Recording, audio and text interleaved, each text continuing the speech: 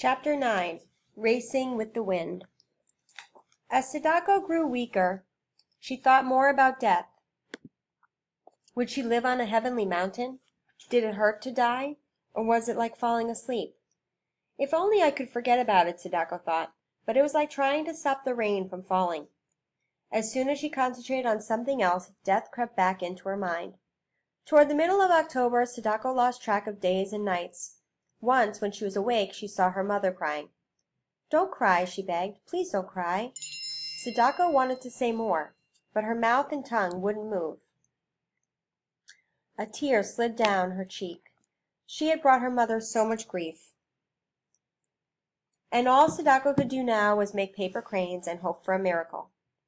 She fumbled with a piece of paper. Her fingers were too clumsy to fold it. "I can't even make a crane," she said to herself. "I've turned into such a turtle." Quickly, Sadako tried with all her strength to fold the paper before she was swept into darkness. It might have been minutes or hours later that Dr. Numata came in and felt Sadako's forehead. He gently took the paper out of her hands. She barely heard him say, "It's time to rest. You can make more birds tomorrow." Sadako gave a faint nod. Tomorrow seemed such a long, long way off. The next time she awoke, the family was there. Sadako smiled at them. She was part of that warm, loving circle where she would always be. Nothing could ever change that. Already lights were dancing behind her eyes. Sadako slid a thin, trembling hand over to touch the golden crane. Life was slipping away from her. But the crane made Sadako feel stronger inside.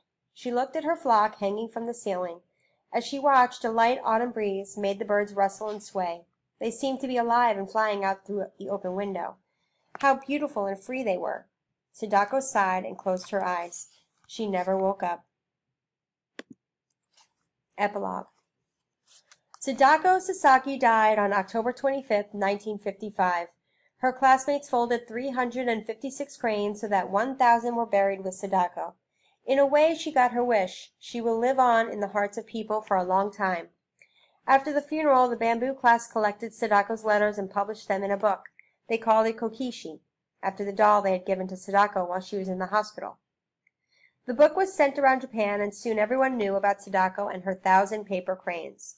Sadako's friends began to dream of building a monument to her and all children who were killed by the atom bomb. Young people throughout the country helped collect money for the project. Finally, their dream came true. In 1958, the statue was unveiled in the Hiroshima Peace Park. There is Sadako standing on top of a granite mountain of paradise. She is holding a golden crane in outstretched hands. A folding crane club was organized in her honor.